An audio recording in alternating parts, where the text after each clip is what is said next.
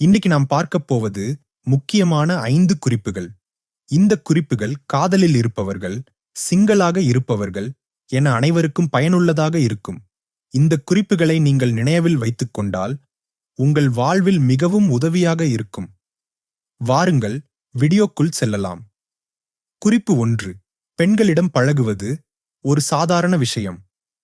பெண்களிடம் பேசுவதும் பழகுவதும் சாதாரண விஷயம் என்பதை புரிந்து கொள்ளுங்கள். இன்று பல இளைஞர்கள் காதலில் இல்லாமல் தனியாக இருக்கிறார்கள். காரணம் என்னவென்றால், அவர்கள் பெண்களை ஒரு உயர்ந்த நிலையில் வைத்துப் பார்ப்பார்கள்.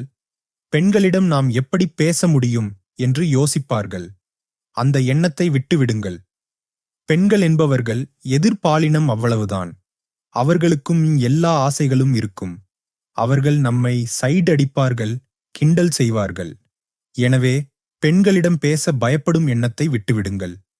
பெண்கள் எதிர்பாலினம், அவ்வளவுதான் என்பதை ஒரு சாதாரண விஷயமாக புரிந்து கொள்ளுங்கள். குறிப்பு 2. பிரிந்து விடுவாளோ என்று பயந்து விடாதீர்கள்.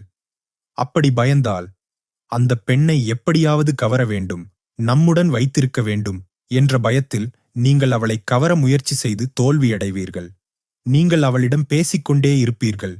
அப்படி பேசுவது தோல்வியில்தான் முடியும். எனவே அந்த பெண் போவது போல ஒரு எண்ணம் தெரிந்தால், போனால் போகட்டும், உன்னை விட்டால் எனக்கு ஆள் இல்லையா என்ற மனநிலையில் இருங்கள். அந்த பெண் நிச்சயமாக உங்களை விட்டு போக மாட்டாள். உங்கள் இயல்பான குணத்தை வெளிப்படுத்துங்கள், அதுவே போதும். குறிப்பு 3. காதலில் ஆதிக்கம் செலுத்துவதை தவிர்க்கவும். காதலில் யார் ஆதிக்கம் செலுத்துகிறார்கள் என்பது மிகவும் முக்கியம். ஒரு பெண் ஆதிக்கம் செலுத்தும் சூழ்நிலையை தயவு செய்து வரவிடாதீர்கள். ஒரு விஷயத்தை தெளிவாக புரிந்து கொள்ளுங்கள். நாம் எப்படி நடந்து கொள்கிறோமோ அதற்கேற்பவே எதிர்த்தரப்பினர் நடந்து கொள்வார்கள். ஒரு சின்ன தவறு செய்துவிட்டால் அந்த பெண்ணு லைட்டாக சாரி சொல்லலாம், தவறில்லை. ஆனால் சாரி சாரி சாரி, என்னை மன்னித்து விடு என்று கெஞ்சி நீங்கள் மிகையாகச் செயல்பட்டு உங்களை ஆதிக்கம் செய்ய ஆரம்பித்தார்கள் என்றால், அவர்களை மதிக்க முடியாது என்று பேச ஆரம்பிப்பார்கள். அதனாலதான் சொல்கிறேன், அவர்கள் தவறு செய்தாலும் நீங்கள் தைரியமாக சண்டை போடுங்கள். நமக்குள்ளேயே பிரச்சனை வரக்கூடாது என்பதற்காக சண்டை போட மறக்காதீர்கள். இப்படி நீங்கள் விட்டுக்கொண்டே இருந்தால் கடைசியில் அவர்கள் செய்யும் தவறுக்கும் நாம் சாரி கேட்க வேண்டியதாகிவிடும். எனவே ஆரம்பத்தில் இருந்தே உங்கள் பங்கை சரியாக பராமரிக்கவும். அவர்களை ஆதிக்கம் செய்ய விடாதீர்கள். நீங்களும் அவர்களை அதிகமாக ஆதிக்கம் செய்யாதீர்கள். இருவரும் சமமாக இருப்பதை பார்த்துக் கொள்ளுங்கள். குறிப்பு 4.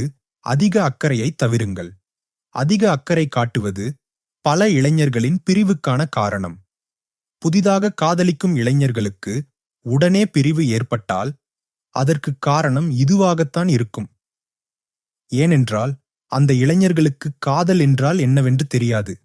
அந்தச் சமயத்தில் நாம் பாசத்தை கொட்ட வேண்டும் போல என்று நினைத்து அந்த பெண் மீது அதிக அளவு பாசத்தை கொட்டி அதிகமாக பொருட்படுத்தி தினமும் மெசேஜ் செய்து அதிக அக்கறை காட்டுவது கடைசியில் தோல்வியில்தான் முடியும். எனவே ஓரளவுக்கு அக்கறை காட்டுங்கள், தவறில்லை. ஆனால் அளவுக்கதிகமாக அக்கறை காட்டினால் அது நிச்சயமாக தோல்வியில்தான் முடியும். குறிப்பு 5. போரடிக்கும் பேச்சை தவிர்க்கவும். ஒரு பெண்ணிடம் போனில் அல்லது மெசேஜில் பேசிக் கொண்டிருக்கும்போது என்ன பேசுவது என்று தெரியவில்லை என்றால், எனக்கு வேலை இருக்கிறது, நான் பிஸியாக இருக்கிறேன் என்று கூறி காலை கட் செய்துவிட்டு வெளியே வந்துவிடுங்கள்.